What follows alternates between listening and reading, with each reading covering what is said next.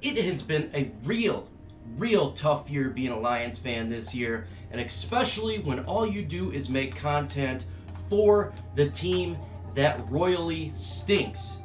And it is no different here for me. It has been rough, it has been tough, and it's been a pain in my 2 points of contact all year long. It is difficult to make these videos when your team blows.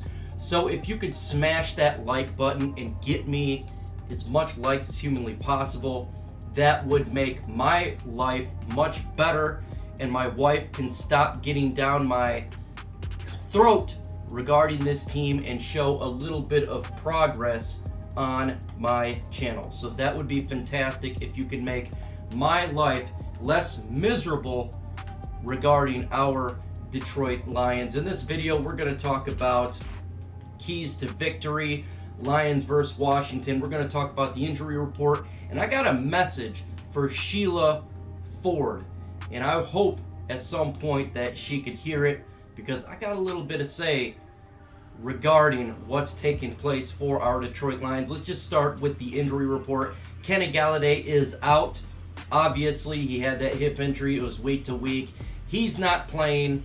That's not good for our offense. Right now, we do not win football games without Kenny Galladay on the field.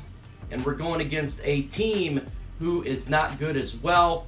Same with the Lions. You need all the help you can get when your team is playing the way the Detroit Lions is. So that's going to hurt our offense. And another issue here is TJ Hockenson is questionable for the Washington football team. Not sure what happened there, but he may not be able to play.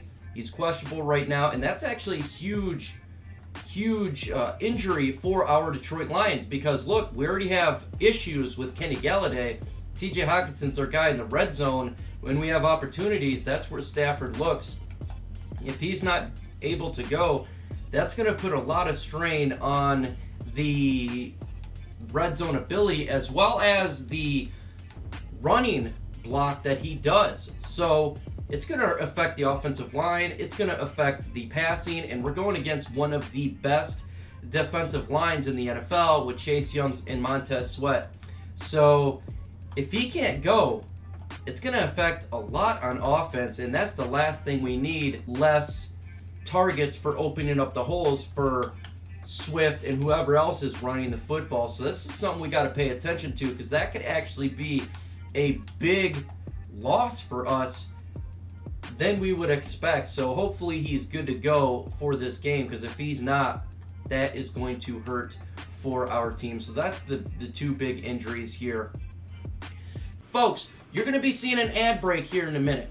And while this ad break is in, do the time and go to the comment section and tell me, what player do you want to see have a big game on Sunday?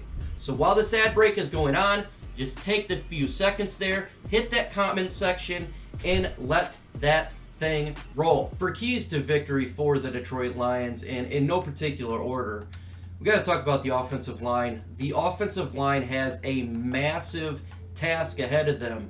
A massive task. These are two big folks that love to get after the quarterback. They both have 5 sacks alone, and their linebacker, Bostic's got 5 as well. They're getting after the quarterback, and they are smacking the quarterback. This offensive line must protect Matthew Stafford like they have done in the early part of the season, because if Matthew Stafford's getting hit, we've seen what happens. He throws off his back foot, the football's off target, and we're already out of Kenny Galladay and could be out of a big target in TJ Hockenson. So this offensive line got to do its job. Point blank, period. Protect the quarterback, open up the lanes for the running game, and make sure that everything is good in the trenches. Another points to victory for this team and what they got to accomplish, in my opinion, is run DeAndre Swift. Run him. Stop playing around with this Adrian Peterson stuff, okay? Run DeAndre Swift. He is clearly the best running back on the team. Run this guy until he can't run anymore.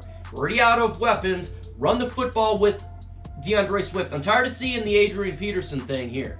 He's old. He's shown his age. Run with the young guy. We draft this guy in the second round. Utilize his skill set. Run the football with Swift. He is good. He is shifty. He is swifty. And he can make plays. Not just run the football, but out of the backfield, catching the football.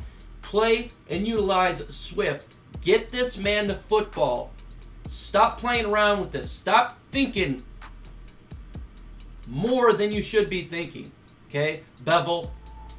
Get this in your head. Run Swift. Run Swift. And guess what? Run Swift some more. We win football games if we get over 100 yards rushing. Unfortunately, we tend to stay with the running back who's not doing well in Adrian Peterson. He did well in the beginning of the year, but he's showing his age now. Run Swift. Utilize his skill set. Utilize his legs. Get creative with him in the screen pass. Get this man the football. Another key to victory here is we're going to go back to the trenches, and that is the defensive line. Get the defensive line after the quarterback. Alex Smith is a quarterback, okay? He's not the most prolific quarterback in the NFL. This defensive line has got to get at him. It's got to get pressure. Doesn't necessarily have to get all these sacks, but get pressure on him because he will make mistakes. He threw 3 interceptions, okay? This guy is willing to make mistakes, so get after the quarterback and make sure he can make those mistakes. It is extremely important, folks, that this defensive line, Akwara, get up in there. Hand, get up in there. Bryant, get up in there. We got these guys to get after the quarterback. Okay? This team is not a juggernaut. Alex Smith's not a juggernaut. They don't have the greatest offensive skills, so he'll be standing in the pocket a little bit longer. Get after the quarterback. Disrupt him. And that's how you can win these football games. And now let's do another section of what the Lions must do to win the football games. And that is simple. That is simple. Let's get some turnovers here, folks. When you get turnovers, you win.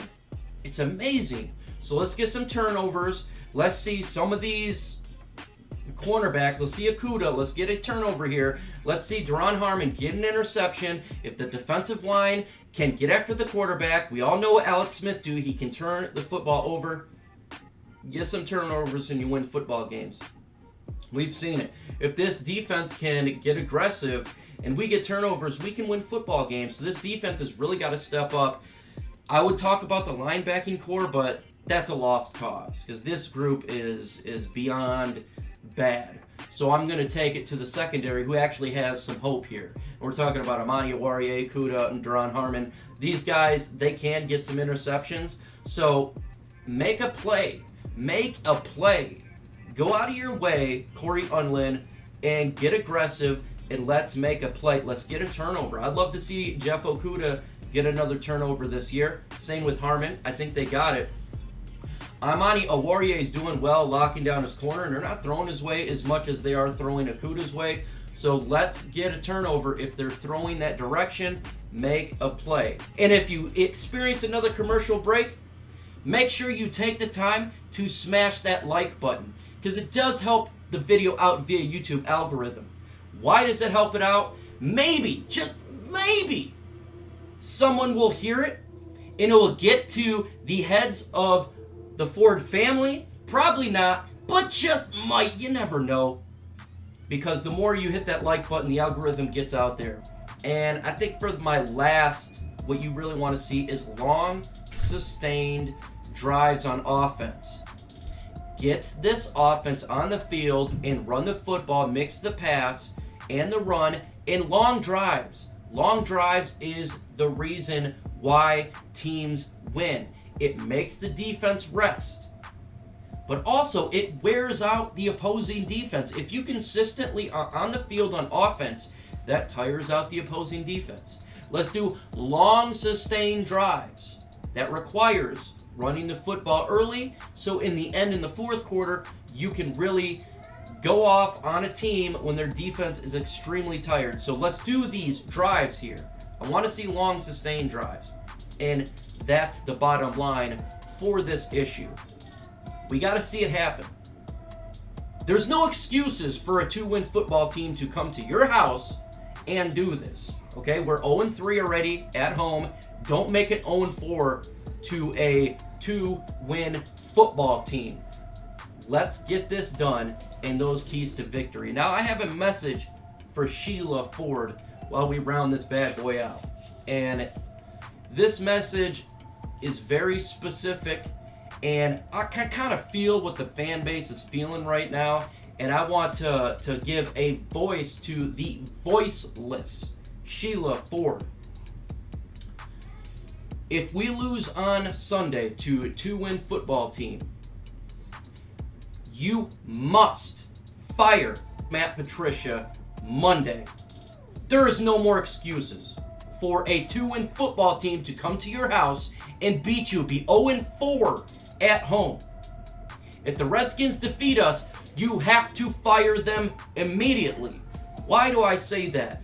What do they bring to the table that makes you think you can play meaningful games in December? What would make you think it?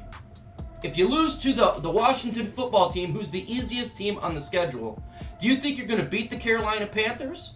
Maybe you get the Texans. Do you think you're going to beat the Vikings again? No. Do you think you're going to beat the Chicago Bears at Chicago? No. Do you think you're going to beat the Green Bay Packers, who are leading the division? No. What about the Tennessee Titans? Yeah, that's probably not going to happen. And the Tampa Bay Buccaneers. You stated meaningful football. Put your name on it and show the fan base you care. You said you hate losing. Well, guess what? If you keep these two in power, well, let me run back. If you keep Matt Patricia in power as a head coach, you are a liar. Because at 3-6, there is no meaningful football in December. You ain't going nowhere. You can't win teams in the NFC. You're already 0-3 in the NFC North, 2-14 overall in the NFC North. There is no reason to keep Matt Patricia as head coach. The fan base is tired of this mediocrity. Right now, of all the fan bases in the NFL, the Detroit Lions fan base is the most down. This has been a bad year. 2020 has been epically bad for everybody.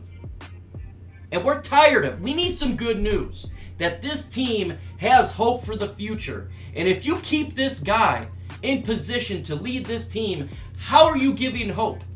It's hopeless. Matt Patricia brings nothing of success to our franchise. Nothing. There's nothing to hang your hat on. What is there to hang your hat on? Our general manager stated 9-7 is not good enough. Well, is 6-10 good enough? Is 3 good enough? And is 3-6 good enough? It ain't good enough in my book. I don't know about people's employers out there, but if my record was this bad at my job that I hold for a day, I can guarantee you I would be terminated from my job. It's important to have a standard. Okay, when you run a business, you take full responsibility from the top down. Sheila, you're in charge of this team. This is your responsibility.